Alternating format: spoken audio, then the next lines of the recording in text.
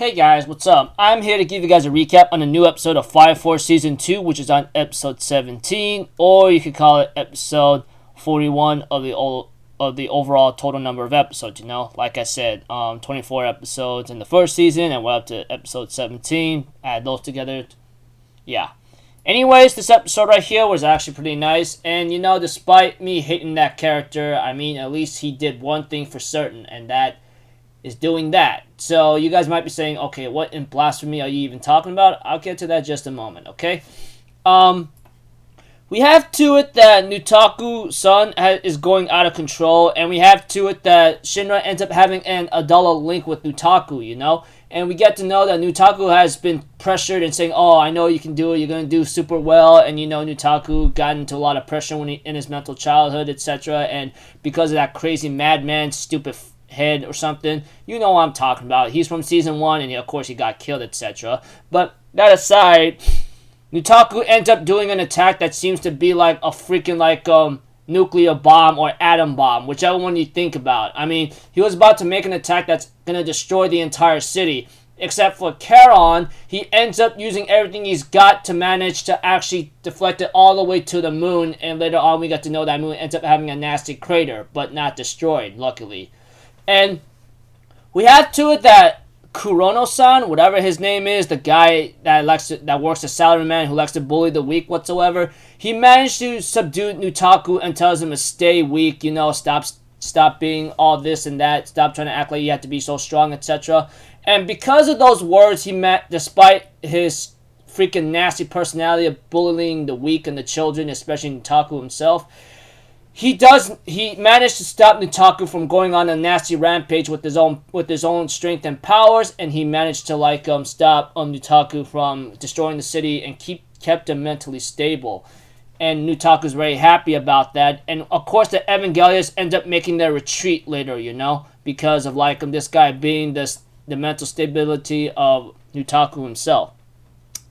We have to it that the Hajime president, or whatever the guy's name is, ends up having to talk with Shinra, Obi, and Licht, He ends up having to talk about, the situation, and that, he wants to work with them, and that if they do, they could reconsider not killing Licht, and that they could, maybe make better proportions of what to do with the kids. Although Shinra doesn't like the idea of what they're doing, Hajime also explains and confirms that there's one person actually powering up Amaterasu, and that they are being sacrificed right now. Shinra was really upset about this, that they are going to do this to Nutaku and to that other person that he met a while ago in Adala Link.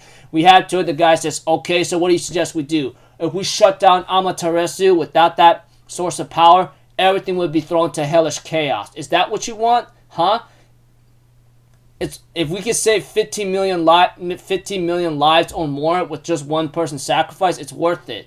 I don't know why you're so upset about this. Although he is multitasking when he's playing a freaking old school Game Boy looking thing, he's trying to tell Shinra this is how we're supposed to do it. If you could work with us, it'll be really great. But unfortunately, that did not become the case, and Obi says, hey man, the lives of the Fire Force is not something to scoff at or to freaking say hell no at, These are very important things in our lives, and we are not supposed to waste them all into blasphemy, And eventually, as time continues on with its own situation, we have to it that Obi suggests that we do this another way around, and Vulcan, who shows up in the nick of time, says, hey, look, I have an idea. I'm going to make something that's going to be way better than Amaterasu, you hear me? I'm going to make a device that we don't really need to sacrifice anyone, and I'm not going to sacrifice Shinra or anyone else for that matter, And we have to it, the president does ask Vulcan, can you really do it? Because if you can, it will actually help us way more than just a dream. It is something that will be a phenomenal kind of thing. And Vulcan says, yeah, if you could get me the right tools, equipment, and I have the rights to it or something like that, then I can make it happen. I can make it happen. And let's be honest, we've seen Vulcan do a lot of crazy stuff, man. He's like a genius level, natural born, gifted engineer, creator, okay? We all know that. We've seen that in season 1, and we've seen that in season 2. He makes natural powerful equipment once he has the right stuff with him. And he explains that he can make something that's way better than Amaterasu that does not require a sacrifice. That would be great. I mean, it's really crazy that he could make a judgment like that. And we have to it that the Hajime president says, you know what? I'll tell you what. We are not connected to Evangelius. You should know that. And we can't keep on tabs with everyone. But I'll tell you what. We'll back you up and do everything we can. But know this. So if you could really create something that like if you could really create something, etc., then like if you can create a power source without any human sacrifice of the Adulaverse, that would be really useful. But we have one condition though. We are to be entitled according to the proportion of our investment of helping you. That much I'm going to tell you right here, right now. And Vulcan says, yeah, if you supply me with the goods I require, I don't need any rights to it. That's it. He says, okay, then that's it. And we have to it that Shinra asks about Nutaku, like what's happening with him, you know? And we have to it the guy says, hey, don't worry about him. He's in safe care with us, and he's not going to be tortured mentally or physically, okay? He's going to be okay, etc. Although it seems doubtful at first, but we have to it that the Uncle Reaper or Kurono-san, whatever his name is, the guy who likes to bully the weak, tells Nutaku, just be nice and weak today, okay? Just don't do anything stupid or reckless for the time being. And therefore, Nutaku smiles at that of seeing how he says those words and goes off to do experiments, you know?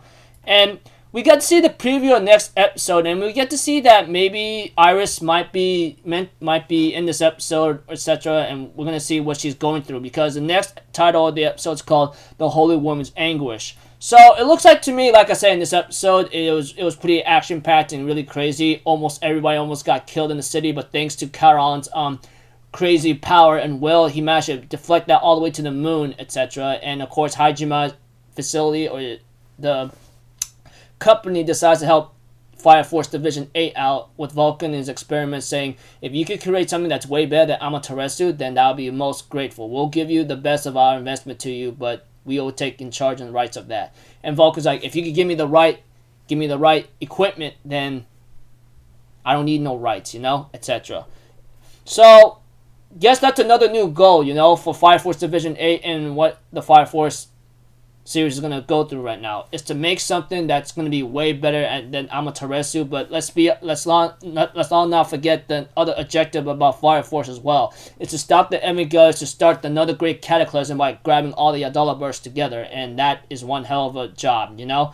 There are pretty much like two crazy major objectives to the plot, but there's always going to be obstacles in the way with our characters, etc. So we're going to have to see how this plays out, you know? So until then, people, I'll see you guys in the next video. I'm Alpha Zero. Have a good day, and I'll see you guys next time, alright?